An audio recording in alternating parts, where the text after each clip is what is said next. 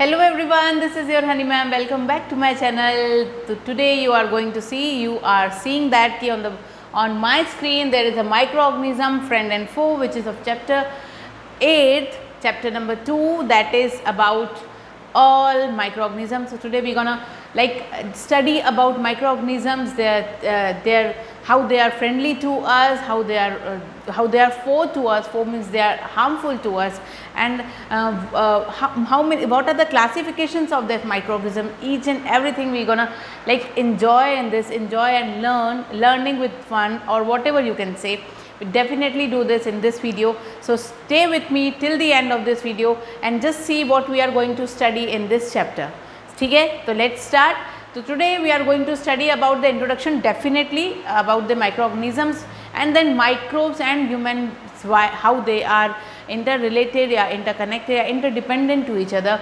And harmful microorganisms, what are these types, what are the harmful microorganisms, how they harm to us, what are the friendly microorganisms, how they are friendly to us, and food preservation, how we are preserving the foods and why we are preserving the foods. All these things we will be discuss in this chapter. And nitrogen fixation, how the nitrogen gas is fixed in our environment, and what does it means nitrogen fixation as well, and the nitrogen cycle, which is very important in this chapter. So everything we are gonna study about this. We're gonna study all these things, all these topics in this video only. So this chapter will be in a one shot, and be there till the end of this chapter. Let's start the introduction of this microorganism. So what are the microorganisms? Very small organism which cannot be seen, which cannot, you cannot see this organism with your naked eyes. You have to use microscope to see it, are the microorganisms. ठीक है, तो जैसे you will just imagine the scenario of a fair, like मेला, और जहाँ पे बहुत सारे लोग एक साथ क्राउड होती है, whatever you can say, that market place. You can not see all the microorganisms clearly through your naked eyes. You have to use microscope to see them properly. So that type of organisms, very small tiny organisms which cannot be seen with the naked eyes, are the microorganisms. ठीक है, then they may be unicellular, or what does it mean unicellular? Unicellular means a single celled microorganism.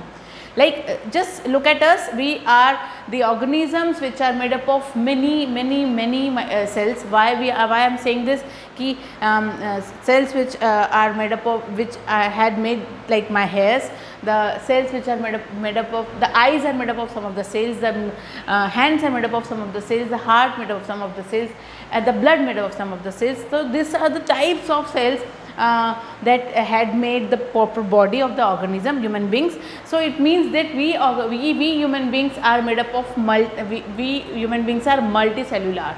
ठीक है, so this is the meaning of multicellular and unicellular. Some in the same way unicellular organisms are also there. So we are saying this ki organisms, the microorganisms may be unicellular or multicellular. ठीक है, they may exist alone. They may exist alone means like alone without anyone around them. ठीक है, so the amoeba is a unicellular. They like what should I say? They exist alone, okay, or in colonies. Colonies means like group. ठीक है, colonies means वो group में रहते हैं. Okay, तो fungi is one of them and bacteria is one of them. They exist in colonies, and the amoeba, which is the type of microorganism, exists alone, without anyone around them. Okay, so this is meaning of alone and colonies here. Then found in all kinds of environment. Yes, definitely they found in all kinds of environment, चाहे वो पानी के अंदर हो, बाहर हो, forest में हो, डेजर्ट में हो, पहाड़ों में हो, कहीं पे भी हो. ठीक है, आपको organisms you can see everywhere. ठीक है, so it always found in all kinds of environment, like ice, cold climate, hot spring, desert, marshy lands, etc. Everywhere you can see that. ठीक है, they are also found inside the body as well. I told you कि many organisms, many microorganisms are there which are definitely in our body, inside our body. ठीक है, सो of other organisms also exactly. ठीक है, तो micro organisms की बहुत बहुत बहुत इंपॉर्टेंट पॉइंट्स जो मैंने आपको सारी डिस्कस कर दी हैं। Now types of organisms, bacteria, fungi, algae, protozoa. ठीक है, तो फंजाई मीन्स बैक्टीरिया, तो you know some are good some are bad. ठीक है, कुछ बहुत ज़्यादा मैं नहीं बोलूँगी कि सारे अच्छे होते हैं, हाँ बहुत कम अच्छे होते हैं, लेकिन बहुत ज़्यादा प्रॉब्लमेटिक मतलब हार्मफुल भी होते हैं। फंजाई में आ जाते हैं ब्रेड मोल्ड। आपने देखा होगा ब्रेड के ऊपर की ग्रीन लेयर आ जाती है। If you will kept bread outside without inside the freezer, without मतलब नॉट इन द फ्रीज, तो if it is kept outside of the freeze, then after 2 or 3 days you may find that green layer upside on the surface of that bread, that is called mold. ठीक है, तो that is bread mold, or we can say that the fungi is there. And then penicillium, ठीक है, these are the types of microorganisms, and microorganisms के types में भी you can see that organisms, microorganisms in these and these type of things. ठीक है, then algae, that is Chlamydomonas and Spirogyra, because this name is very much friendly to you. You have seen, you might have heard about that. ठीक, and then protozoan, that is amoeba and paramecium, which is very common protozoan, and you would have heard. ठीक है, तो these are the types of microorganisms. See, penicillium look like that, and then amoeba structure is this, then paramecium is this. ठीक है, तो you can see कि how the types of organisms, the microorganisms look like. ठीक, then let's see about virus. What is virus? Virus तो आपने सुना होगा। Virus हमेशा सबको लगता है कि वो क्या है, ख़तरनाक ही होते हैं, यस ऑफ कोर्स वो हमारे विलन टाइप के वर्क करते हैं। ठीक है, वो अगर उनकी एक खास बात ये है कि when they are in the body they are live, when they are out of the body they are not live. ठीक है, they are like non alive. ठीक है, तो this is very important thing about virus. Yes, virus they are different from other organism definitely, as they reproduce only in the body of the host organism. I told you कि they alive inside the body, but they are out, if they are outside of the body they are not live. ठीक है, so like bacteria, plants और animals, जिसमें भी अगर ये होते हैं वो उस बॉडी के अंदर जाके रिप्रोड्यूस करते हैं, अदरवाइज वो वायरस बाहर बिल्कुल भी अलाइव नहीं होते हैं। ठीक है, तो यहाँ पे आप देख सकते हो कि human immuno deficiency virus, HIV जिसको बोलते हैं, एनाटॉमी, ये आपको दिख रहा है, आपको ये इस तरह का आपको दिखता है ये वायरस। ठीक है, तो ये वायरस के बारे में था जिसके बारे में आपको जानना ज़रूरी है। You must know about the virus कि उसकी क्वालिटी या उसकी डिसक्वालिटी जो भी आप बोल दें वो क्या है। ठीक, देन फ्रेंडली माइक्रो ऑर्गेनिजम्स पे हम आते हैं। अब तो हमने पढ़ लिया माइक्रो ऑर्गेनिजम्स के टाइप, जिसमें बैक्टीरिया, फंजाई, एल्गी, प्रोटोजोन और वायरस थे। ठीक है, सबके बारे में हमने देख लिया। अब हम बात करते हैं friendly micro organisms. Micro organisms friendly भी होते हैं, मैंने जैसे चैप्टर बोल रहा है कि micro organisms friends and foe. It means when they are friendly, how they are friendly you must know. ठीक, as in making curd from milk. ठीक है, micro organisms are friendly as in making curd from milk, like bacterium called lactobacillus, bacteria जिसका नाम है lactobacillus, they reproduce in plants in milk, sorry, they reproduce in milk and helps to convert milk into curd.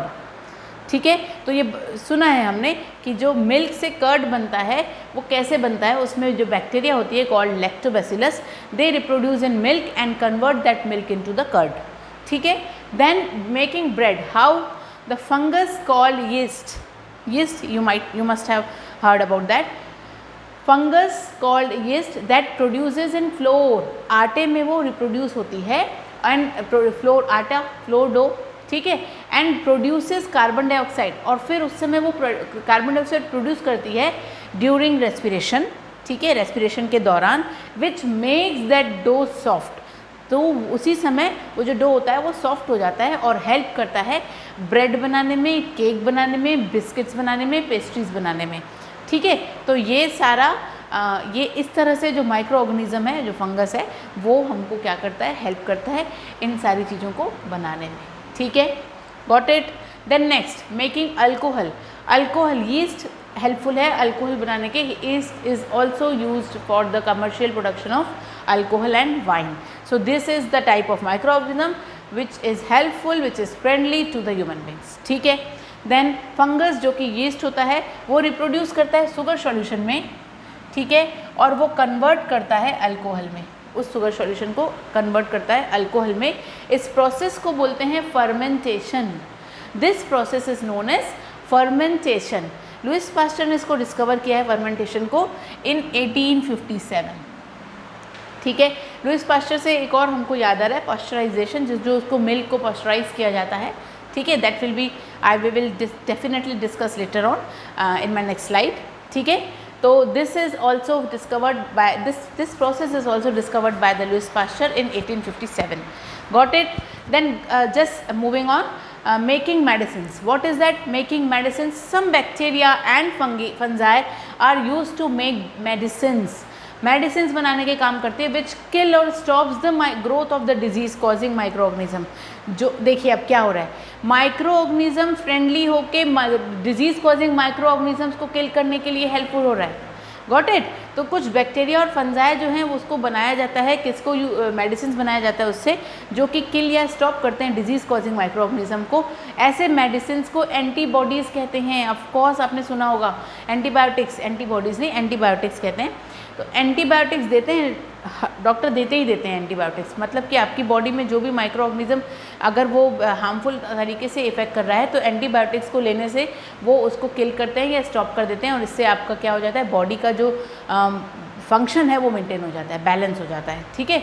तो जैसे कि streptomycin आपने सुना ही होगा, tetracycline और एरिथ्रोमाइसिन। एरिथ्रोमाइसिन, स्ट्रेप्टोमाइसिन बहुत कॉमनली मिलते हैं, ठीक है। ये टेट्रासाइक्लिन शायद आपने बहुत रेयर सुना होगा, ठीक है, some of them might have heard. तो ये हैं आपके माइक्रो ऑर्गेनिजम्स जो आपके लिए बहुत ही ज़्यादा फ्रेंडली हैं और इस तरह से फ्रेंडली हैं। तो माइक्रो ऑर्गेनिजम्स क्या करते हैं, बेकिंग इंडस्ट्री में यूज़ होते हैं माइक्रो ऑर्गेनिजम्स, ठीक है। Micro organisms preparation of curd के लिए यूज़ होते हैं। Microorganisms commercial preparation of pickle और मैनी डेयरी प्रोडक्ट्स के लिए यूज़ होते हैं। Microorganisms use in industrial production of alcohol even, ठीक है, and wine. Yeast converts the natural sugar present in grains. Yeast जो करती है वो नेचुरल शुगर जो ग्रेन्स में प्रेजेंट होती है उसको भी कन्वर्ट करती है अल्कोहल में, ठीक है। और वाइन जो कि प्रोड्यूस होता है bye the process of fermentation which is also helpful by the fungi and yeast, sorry yeast, ठीक है, यीस्ट एंड फंजाई, ठीक है। ये फंजाई कॉल्ड यीस्ट, ठीक है, फंगस जो कि यीस्ट कहलाता है वो ये इसमें अल्कोहल में यूज़ होता है। Got it? Then wine produced by the process of fermentation, I told you, the process of converting sugar into alcohol, process of converting sugar solution into alcohol called fermentation. Got it? ये हमने बता दिया है पहले से ही। तो आपके curdling of milk, fermentation, digestion of food, medicinal use, commercial use, nitrogen fixation, गोबर गैस प्रोडक्शन और एनवायरमेंटल क्लीनअप के लिए भी, एनवायरनमेंट को क्लीन करने के लिए भी माइक्रो ऑर्गेनिजम्स बहुत ज़्यादा यूज़फुल हैं, फ्रेंडली हैं, ठीक है। तो ये हैं इसके क्या, ऐसा बिहेवियर जो फ्रेंडली बिहेवियर है, they are heroic in all this process, ठीक है। Now how they are villain, तो let's start, we can see that कि how they are villain, but first of all we will see 2 more topics on that कि how they are friendly to us or how they are heroic to us. They play heroic role and that is for increasing soil fertility. Definitely you will we will discuss in my nitrogen fixation and nitrogen cycle कि how they are increasing soil fertility and how they are friendly to us. So कुछ bacteria हैं जो blue green algae है, they are able to fix nitrogen from the atmosphere to enrich the soil with nitrogen and then it increases its fertility, ठीक है, and this is how they increases in their fertility. So these microbes are called biological nitrogen fixers, ठीक है. ये microbes हैं इस तरह से nitrogen fixers कहलाते हैं, biological nitrogen fixers. Got it. तो कैसे इंक्रीज करते हैं फर्टिलिटी सॉइल की, you have seen that. Now cleaning the environment. अब ये क्लीनअप तो मैंने बोल दिया एनवायरनमेंट क्लीनअप, लेकिन how, just see. Microorganism जो डिकम्पोज करते हैं dead organic waste of plants और एनिमल्स. अब देखिए, अब जैसे कि प्लांट्स हैं, प्लांट्स तो सॉइल से अटैच है, सॉइल से उन्होंने नाइट्रोजन ले लिया, या आप समझ लीजिए एटमॉस्फेयर से नाइट्रोजन ले लिया, क्योंकि खाना तो वो वहीं से बनाते हैं in the presence of sun, air, sunlight, air, water and all this things, ठीक है, and with by the process of photosynthesis. अब जैसे उन्होंने नाइट्रोजन ले लिया प्लांट्स ने, तो वो क्या हो गया, नाइट्रोजन आपके एटमॉस्फेयर से कम हो गया। अब इसी प्लांट को किसी एनिमल ने खाया, और एनिमल अगर इनकेस वो मर जाता है, डेड हो जाता है, डेथ हो जाती है एनिमल की, या फिर वो एक्सक्रीट आउट कर देते हैं, तो होता क्या है, ये चीज़ें वहीं पे सॉइल में रह जाती हैं, और इसी सॉइल इसी से, अब ये तो नाइट्रोजन गैसियस फॉर्म में था, हमको तो एटमॉस्फेयर में गैसियस फॉर्म में ही नाइट्रोजन चाहिए, तो जो बैक्टीरिया है वो इस टाइप के नाइट्रोजन को चेंज करती है। देखो बैक्टीरिया क्या है, माइक्रो ऑर्गेनिज्म, देखो इतना ज़्यादा स्वैग है उनका एटमॉस्फेयर में कि आप देखिए कैसे उन्होंने क्या किया, उन्होंने उस नाइट्रोजन को चेंज किया किसमें, गैसियस फॉर्म में, और फिर उन्होंने वापस भेज दिया कहाँ, एटमॉस्फेयर में। तो इस तरह से क्या हुआ कि जो माइक्रो ऑर्गेनिज्म है जो decompose the dead organic plants और animals in the end convert them into the simpler substances, and then that type of substance will convert into the simpler substances which are again used by the other plants and animals, ठीक है। और फिर से यही dead decade जो थे वो convert होकर के अब इस फॉर्म में हो गए हैं कि उनको कोई और डेड एनिमल और प्लांट क्या कर रहे हैं, यूज़ कर रहे हैं, ठीक है। तो इस तरह से एनवायरनमेंट क्लीन भी हो गया और वापस से वो रीयूज़ भी हो गया। गॉट इट, ये साइकिल चलती रहती है, okay, this is the nitrogen cycle, got it. Now आते हैं अब हार्मफुल माइक्रो ऑर्गेनिज्म से। ये तो हो गई बात उसके कैसे वो हीरोइक रोल प्ले करते हैं हमारे लिए in all many ways, in all that ways we have discussed. Now we can see harmful microorganism, how they are harmful to us. Let's see. Some microorganisms cause disease, of course. जब disease किया था cause, तभी तो उसको disease को उस micro organism को stop और किल करने के लिए एंटीबायोटिक्स बनाया गया था माइक्रो ऑर्गेनिज्म से ही। तो मतलब माइक्रो ऑर्गेनिजम्स डिजीज़ कॉज करते हैं, प्लांट्स में हो एनिमल्स में हो। ऐसे डिजीज़ेस को पैथोजेंस कहते हैं, ऐसे डिजीज़ कॉजिंग माइक्रो ऑर्गेनिजम्स को पैथोजेंस कहते हैं।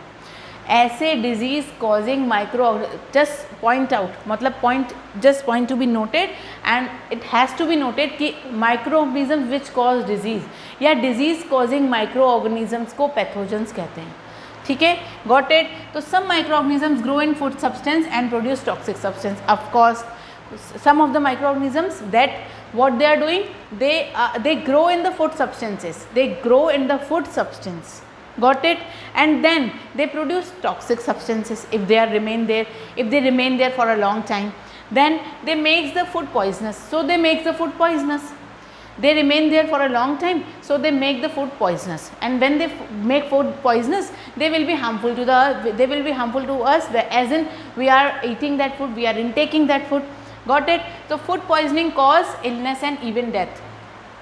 You know that कि food poisoning they may cause illness and they may cause death to the people, ठीक है।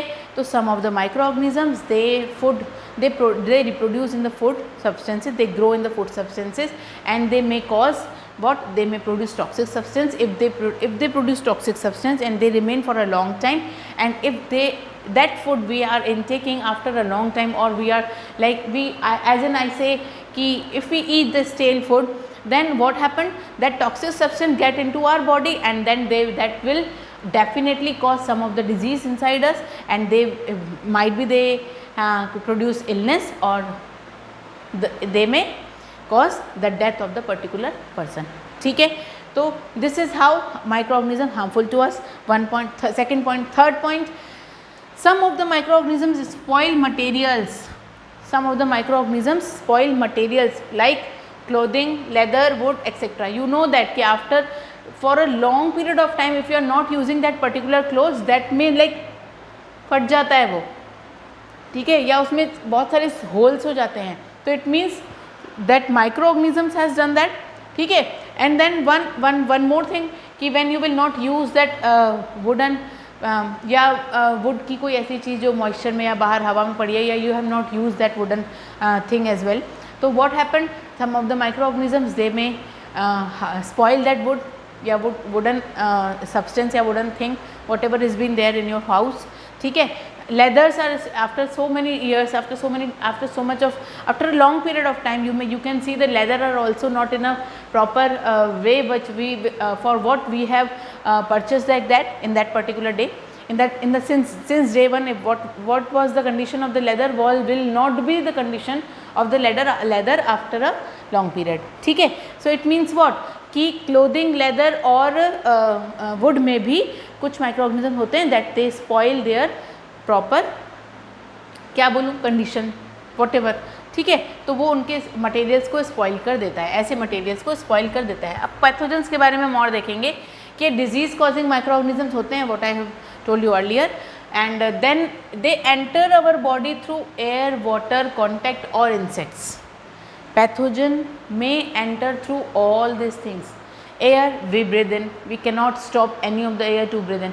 लाइक हम अगर बीमार आदमी के सामने अगर वहाँ बैठते हैं, कहीं पे कोई बीमार है आपके सामने, डिजीज़ है उसको या किसी को भी, या आप कहीं हॉस्पिटल में किसी से मिलने जाते हैं, तो होता क्या है, वो तो oxygen in and carbon dioxide out तो चलते रहता है ना कंटिन्यूस, ठीक है। तो वो आपके एयर में आ गया, उसी एयर को आप ब्रीद इन कर लिए, you have breathe in, then you breathe in that particular air.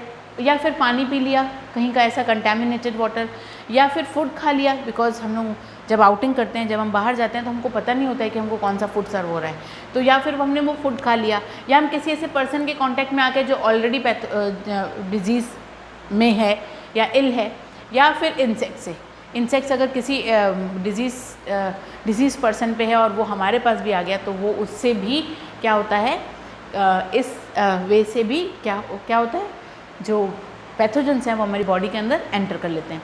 Now what happen after that disease which can spread from an infected person, not insected, sorry.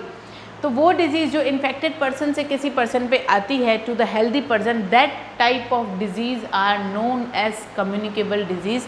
Example tuberculosis, ठीक है, आप जानते हैं tuberculosis ऐसे होता है, कोलेरा होता है, चिकन पॉक्स होता है, कॉमन कोल्ड होता है। आप अगर आपको याद हो तो क्या होता है, when the student are suffering from cold cough in your class, and if you are going on the same class and you are breathing the same air in, then what happened that time, after 2 or 3 days you might have faced that all particular diseases which he has gone through. Then what is that? It is the way the disease is coming from the infected person to the healthy person. Coming means like transferring, or like what could I say, spreading, ठीक है। तो इस तरह से common cold का example दिया मैंने, ऐसे ही कोलेरा, ट्यूबरकुलोसिस या चिकन पॉक्स भी होता है। Got it? तो these are the communicable diseases.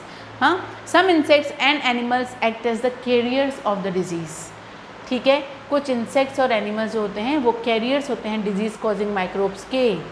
बहुत ईजी सी एग्जाम्पल है, हाउस फ्लाई हो गया, फीमेल एनोफिलिस मॉस्किटो है जो मलेरिया कॉज करता है। मलेरिया को आप कैसे भूल सकते हैं, मलेरिया तो मच्छर के काटने से ही होता है। फीमेल एनोफिलिस मॉस्किटो, ठीक है।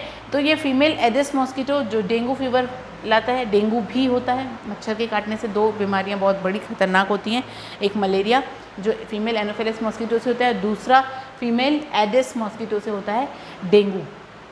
ये भी बहुत ज़्यादा ख़तरनाक डिजीज़ है, ठीक है। तो बचे रहें इससे, अपने आप को सेफ रखें, सेफ योर सेल्फ, ठीक है। How, that is up to you, ठीक। Got it? Now next, bacteria. Bacteria से क्या क्या हो सकता है? तो bacteria cause typhoid, cholera, tuberculosis, anthrax. Anthrax के बारे में आपने सुना होगा। एंथ्रेक्स है आपका friend and fibre to fabric, जिसमें सोडोस एक था जिससे बीमारी, जिससे कि जो एंथ्रेक्स से पास मिलती है हमको, एंथ्रेक्स से कॉज होती है, ठीक है। तो फाइबर टू फैब्रिक चैप्टर में आप जरूर देखेंगे कि एंथ्रेक्स से कौन सी बीमारी होती है। दिस इज़ योर होमवर्क, ठीक है। Why should I tell you the name of the बीमारी like disease? You have to understand, you have to find and you have to recall all that thing, then you will come to know कि what are these, ठीक है। that will increase your own what should I say, knowledge, okay। pimples, peptic ulcers, ये सब bacteria से ही होते हैं। got it? then next है virus. Virus से क्या होता है? Common cold, influenza, dengue fever, SARS and AIDS. got it? then next, I hope I am making myself clear to you all, ठीक है। and I hope if I'm not, so please leave the comment on the comment box. I'll be there, I will be definitely there to clear your doubts, okay। next है fungi। fungi cause skin infections। fungi cause skin infection। आपको जब skin infection हो तो आप ये मत बोलिएगा कि बैक्टीरिया से हुआ या वायरस से हुआ, आपको डेफिनेटली पता होना चाहिए किस माइक्रो ऑर्गेनिज्म से हुआ, and that is responsible, the fungi is responsible for that skin infection. Then protozoa. They cause malaria, kala azar, sleeping sickness as well, ठीक है। तो these are the micro organisms and the disease caused by all this micro organisms that should be known to you, and this is the harmful effects of the microorganisms, the harms of the microorganisms which we have been gone through and which we are going through or which we may go through, ठीक है। तो सी microorganisms, दोनों मच्छर को आप देख लीजिए, mosquito देख लीजिए, ये फीमेल एनोफिलस मॉस्किटो है, ये एडिस मॉस्किटो है, ये दोनों से ही, एक से होता है आपको मलेरिया, दूसरे से होता है डेंगू, दोनों को पहचान लीजिए, अच्छे से पहचान लीजिएगा, इससे बच के रहना है आपको, ठीक है। तो नेक्स्ट चलते हैं, disease causing micro organisms in plants में क्या है, ठीक है। यहाँ पे आप देख रहे हो ऐसे, ये नींबू आप देख रहे हो, नींबू में ऐसे ये जो ब्लैक कलर के या कुछ भी ऐसे स्पॉट्स पड़ जाते हैं, this is caused by bacteria, ठीक है। देन कम टू द भिंडी वाला पेड़, दैट येलो येलो जो पड़ गए हैं, ये आपका होता है वायरस की वजह से, करेक्ट। एंड देन ये होता है वीट, वीट का आप देख रहे हो ये फंजाई की वजह से होता है, वीट में जो पत्तों में ये सब चढ़ जाता है कलर या फिर ऐसा कुछ टेक्सचर हो जाता है इनका। तो this micro organisms cause disease in plants like rice, wheat, potato, sugar cane, apple, orange etcetera, ठीक है। This disease reduce crop yield, crop की यील्डिंग कैपेसिटी को ये रिड्यूस कर देते हैं, ठीक है। और जो कि can not be controlled by using chemicals which kill the microbes, बताइए, which can be, sorry not can not be, ये केमिकल्स के थ्रू, फर्टिलाइजर्स के थ्रू, मैन्योर्स के थ्रू, कटिंग शटिंग के थ्रू ये क्या किया जाता है, इसको प्रोटेक्ट किया जा सकता है, इसको कंट्रोल किया जा सकता है to kill the microbes, okay. So these are the disease causing microorganisms in plants, okay. Now next is some common human diseases that are caused by microorganisms are, human disease हैं आपका chicken pox, polio, measles, hepatitis B, tuberculosis, typhoid, cholera and malaria. And the causative microorganisms are, chicken pox virus से होता है, polio virus से होता है, measles virus से होता है, हेपेटाइटिस बी वायरस से होता है, tuberculosis, typhoid, chloride bacteria, cholera sorry cholera bacteria से होता है, और मलेरिया प्रोटोजोआ से होता है, ठीक है। अब ये मोड ऑफ ट्रांसमिशन क्या है इनके, फर्स्ट 4 को आप देखिए, इसका contact, common contact air and water है, ठीक है। सेकंड, नेक्स्ट, थर्ड 3 को देखिए आप, इनका भी एयर वाटर है, और कोलेरा माइट भी फूड से भी होता है, ठीक है। देन मलेरिया मॉस्किटो से होता है, we know that, okay. Then come to the some common plant diseases caused by microorganisms, citrus canker, canker देखे हैं हमने अभी जो हमने नींबू में देखा, रस्ट ऑफ द वीट जो मैंने आपको दिखाया, उसमें रस्टिंग, जो येलो ब्राउन कलर की रस्टिंग चढ़ जाती है, then that is caused by the bacteria citrus, and the rust of wheat is caused by the fungi, and yellow mosaic okra, that is lady finger भिंडी का जो मैंने पेड़ दिखाया, that is caused by the virus, okay। and this mode of transmission is also air and water as well, ठीक। तो ये सारे क्या थे आपके डिजीजेज ऑफ ह्यूमन डिजीज और प्लांट डिजीज, उनका कॉसेटिव माइक्रो ऑर्गेनिज्म कौन है, मतलब which micro organism is responsible for that particular disease, and what are the mode of the transmission. Food poisoning की बात मैंने कर ली थी, अभी मैं फिर से कर रही हूँ, क्या होता है food poisoning, that could be due to the consumption of food spoiled by micro organisms, जिस फूड को माइक्रो ऑर्गेनिज्म ने स्पॉइल कर लिया है, the food spoiled by the micro organisms and which we are intaking that food, if we are intaking that food, definitely food poisoning will be there, and we will be definitely suffer from the food poisoning, it will cause illness or even the death, ठीक है। So it is important to preserve the food, तो इसके लिए आपको food को preserve करना ज़रूरी है। मैं तो बोलती हूँ फूड को सिर्फ फ्रेश ही खाना चाहिए, है ना। अगर सुबह का नाश्ता है तो उसको दिन तक मत चलाओ, दिन का खाना है तो उसको रात तक मत चलाओ, रात का है तो उसको सुबह तक मत करो। मैं तो ये आपको सजेस्ट करूँगी ना कि रात को सब्जी काट के भी मत रखो, जो करना है उसी समय तुरंत अपनी स्पीड बढ़ा लो यार, थोड़ा सा जल्दी उठ जाओ, थोड़ा सा जल्दी काम करो। Why to do all this things which may cause some और द अदर डिजीज़, है ना। तो this is the way how the food poisoning caused. Then food preservation क्या है, फूड प्रिजर्वेशन क्या होता है, केमिकल मेथड में आकर आपको फूड प्रिजर्व, यहाँ पे तो बोला गया कि फूड पॉइजनिंग से बचना है तो फूड प्रिजर्व कर लो, ठीक है। अब फूड प्रिजर्व होता क्या है, फूड प्रिजर्व होता है भाई कि फूड को बचा के रखो। कैसे बचा करके, बहुत सारे केमिकल मेथड होते हैं। 1 मिनट,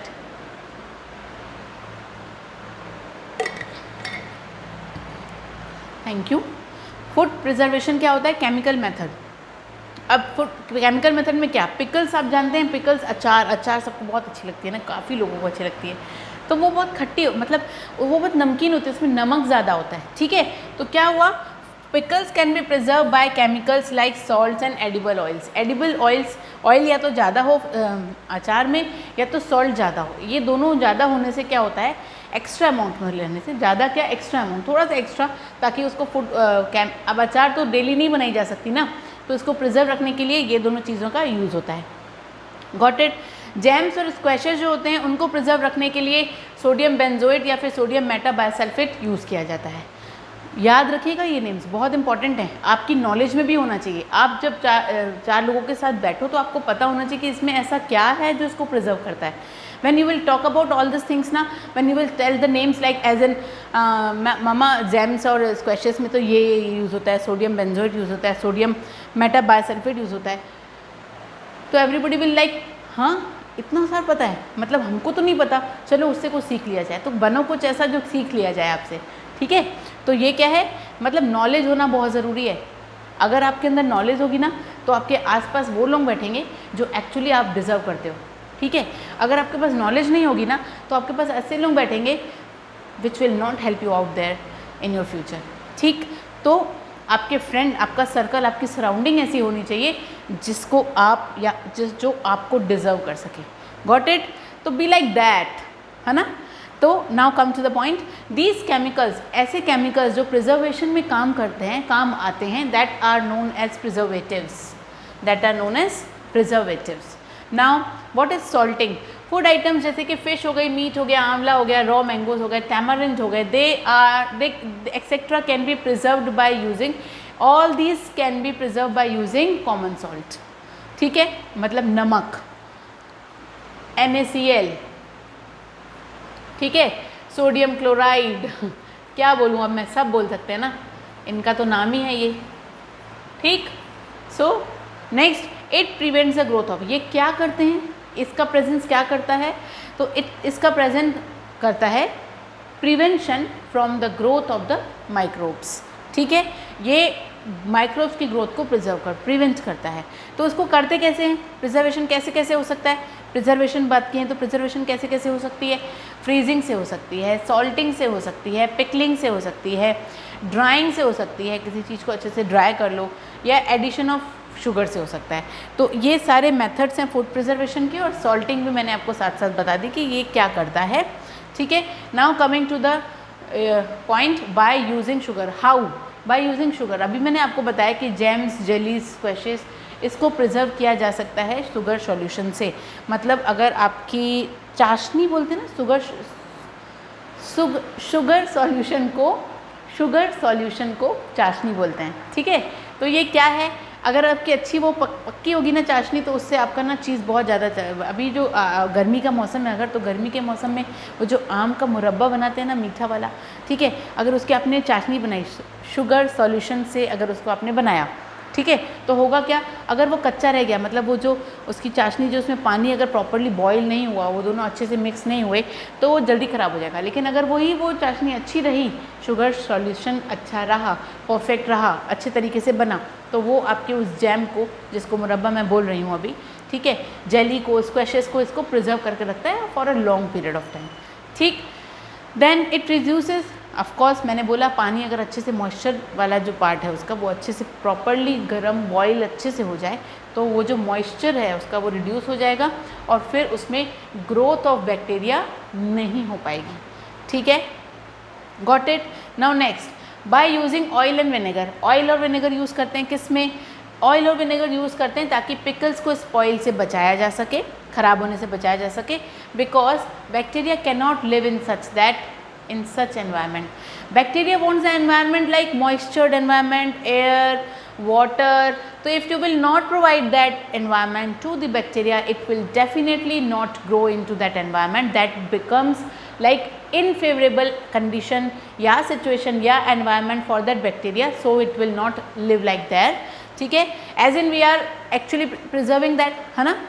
तो vegetable, fruit, fish, meat are often preserved by this method. Got it? Vegetable, fruit, fish and meat often preserved by this method, by using oil and vinegar or reducing the moisture from that environment. Then heat and cold treatments. What are these? Heating food items kills microbes. Exactly. When you will heat the food items, it will kill microbes. Storing food items, yes, at low temperatures prevents the growth of microbes. Low temperature में अगर आप food को store करते हैं तो वो prevent करता है किसी भी माइक्रोब्स की ग्रोथ को. So this is the way of heat and cold treatments for the food preservation और for the treatment of the treatment to stop the growth of the microbes in the food. ठीक है. Then storage and packing. Definitely storage and packing is very much important part of this food preservation. How it can be done? That many of the food items are stored in airtight containers. Definitely अगर आप उसको air नहीं देंगे, tightly आप container को pack कर देंगे तो वो नहीं जा सकता है माइक्रोब, या माइक्रोब मतलब उसका ग्रो नहीं हो सकता उस पर्टिकुलर सिचुएशन में. ठीक है. So this will protect them from microbes. Protect them means to whom, to which part? To the food items. ठीक है. From the microbes. Got it? I hope I am making clear. I am making clear myself to you. If not, then please let me know. Then again I am coming to the topic pasteurization. I told you pastures क्या होता है? Pastures होता है the process of heating milk. पॉस्चर करते हैं ना हम उसको, मिल्क को ही क्या करते हैं, प्रॉपरली बॉईल करते हैं about 70 degree Celsius for 15 to 30 seconds. If we are doing this and then suddenly chilling it, and then we are preventing it by the growth of microbes in the milk. ठीक है. This is called pasteurization. This process was discovered by Louis Pasteur. ठीक है. So this is why we are calling this process pasteurization. Got it? The process of heating the milk about 70 degrees Celsius for 15 to 30 seconds and then chilling it and suddenly chilling it and then suddenly chilling, मतलब just chill it यार, chilling and then preventing the proper milk from the growth of the microbes. ठीक है. This is the way how we are preventing the milk from the microbes. Then by storage and package, again the thing, storage and packing though it is done in the airtight containers, and this is how we are I am just displaying you this मतलब picture to show you कि how this can be done in different containers. Got it? So this is pasteurization. Next coming to the nitrogen cycle. very important. Atmosphere में nitrogen है आपका और animals उसको ईट करते हैं, फिर नाइट्रोजनियस वेस्ट निकलता है या एनिमल्स की डेथ होती है तो ये आ जाते हैं आपके सॉइल में. यही सॉइल वापस ये जो बैक्टीरिया है इन कंपाउंड्स को नाइट्रोजनियस गैस से नाइट्रोजन में बदलता है, नाइट्रोजन को गैसियस नाइट्रोजन में चेंज करता है. ठीक है. ये पार्ट समझ में आ गया. प्लांट है यहाँ पे, मान लो ये आया. ठीक है. प्लांट सॉइल से कनेक्टेड है. इस प्लांट को एनिमल ने खाया, एनिमल ने एक्सक्रीट आउट किया या उसकी डेथ हो गई तो ऑफ कोर्स ये धरती पे ही रह जाएगा. या यही फिर बीच में क्या करता है, ये जो बैक्टीरिया है ये बैक्टीरिया टर्न करता है इस कंपाउंड को, इस नाइट्रोजन के कंपाउंड को गैसियस नाइट्रोजन में और ये वापस से एटमॉस्फेयर में भेज देता है. ठीक है. ये आप समझ गए. यहाँ पे आप देखिए लाइटनिंग फिक्सेस नाइट्रोजन, लाइटनिंग भी होती है नाइट्रोजन को फिक्स करती है. ठीक है. देन अगेन ये जो नाइट्रोजन फिक्सिंग बैक्टीरिया है या फिर ब्लू ग्रीन एल्गी है वो भी फिक्स करती है नाइट्रोजन. फिक्सेशन का मतलब है कि जो बैक्टीरिया का काम है जो बहुत इंपॉर्टेंट है, यही वो नाइट्रोजन को कंपाउंड्स ऑफ नाइट्रोजन को गैसियस नाइट्रोजन में चेंज करके, देखिए कितना बड़ा रोल प्ले कर रहा है ये बैक्टीरिया. मैंने बोला ना micro organisms are always not villain, they are definitely playing the heroic role. ठीक है. For the environment even. ठीक है. तो क्या किया, इस नाइट्रोजन गैस को बना करके वापस से फिक्स कर दिया आपके एटमॉस्फेयर में. तो यहाँ से नाइट्रोजन जो कम हो रहा था इसने जो इससे ले लिया था, ठीक है, प्लांट ने, जो आपको लगा था कि अब यहाँ पे लेस हो चुका है, वापस से इस बैक्टीरिया के हेल्प से वो वापस से पहुँच गया है आपके नाइट्रोजन में. ये आ गया, ये फिक्स हो गया अब, है ना. तो इसका जो एटमॉस्फेयर में जो सबसे ज़्यादा गैस है वो नाइट्रोजन ही होती है, उसका कम होना कोई भी नहीं ले सकता. We can not take this. ठीक है. So this is the nitrogen cycle and this cycle goes on and on and on and on. ठीक है. To balance the environment.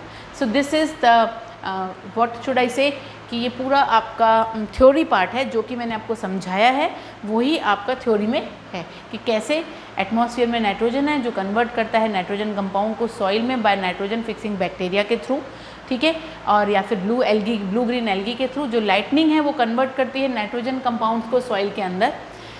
Nitrogen compound जो है सॉइल में वो यूज़ होते हैं प्लांट से फॉर फोटोसिंथेसिस, नहीं for synthesis of proteins and other compounds, ठीक है. फिर एनिमल एंड प्लांट्स को फीड करते हैं और फिर यही प्रोटीन्स और कंपाउंड्स उसके प्लांट से ले लेते हैं, ठीक है. फिर ये प्लांट्स और एनिमल्स डाई हो जाते हैं या डेथ हो जाती है उनकी. फिर बैक्टीरिया और फंजाई जो हैं वो सॉइल में कन्वर्ट हो जाते हैं नाइट्रोजीनियस वेस्ट के फॉर्म में, और ये फिर वापस होते हैं नाइट्रोजन कंपाउंड्स के फॉर्म में सॉइल के अंदर. फिर अगेन ये यूज़ होता है प्लांट से. सम अदर बैक्टीरिया कन्वर्ट करते हैं कुछ नाइट्रोजन कंपाउंड्स को सॉइल के अंदर इनटू द नाइट्रोजन गैस, ठीक है. जब ये वापस हमारे एटमॉस्फेयर में चले जाते हैं और हेंस ये नाइट्रोजन एटमॉस्फेयर में हमेशा के लिए कांस्टेंट रह जाती है. इसी साइकिल को बोलते हैं नाइट्रोजन साइकिल. जो मैंने समझाया ना आपको फिगर के थ्रू, वही चीज़ें आपकी यहाँ पे लिखी हुई हैं, ठीक है. तो आई होप कि everything is now clear to you. What are the classification of the microorganisms, how they are friendly to us, how they are harmful to us, what are the bacteria causing disease, virus causing disease, fungi causing disease, algae causing disease, and many more, ठीक है. तो nitrogen पढ़ा हमने, pasteurisation पढ़ा हमने, fermentation पढ़ा हमने, कैसे कौन से चीज़ें यूज़ होती हैं, कौन सा माइक्रो ऑर्गेनिजम्स किसके लिए यूज़फुल होता है, मेडिसिन के लिए, कमर्शियल पर्पस के लिए, और बहुत कुछ मेडिसिन पर फूड प्रिजर्वेशन, फूड स्पॉइलिंग, हर चीज़ हमने इस चैप्टर में पढ़ ली है. एंड आई होप कि I am definitely clear to you all and all the topics are clear to you all. If not, please leave the comment on the comment box. I will be there definitely to clear your doubts. And yes, of course I am going to end this video. Stay tune, be with me. Next video में मैं फिर से आपके सामने बहुत कुछ नई knowledge लेकर आऊँगी नए चैप्टर के साथ. तब तक के लिए bye bye, have a nice day, be happy, don't bother your parents.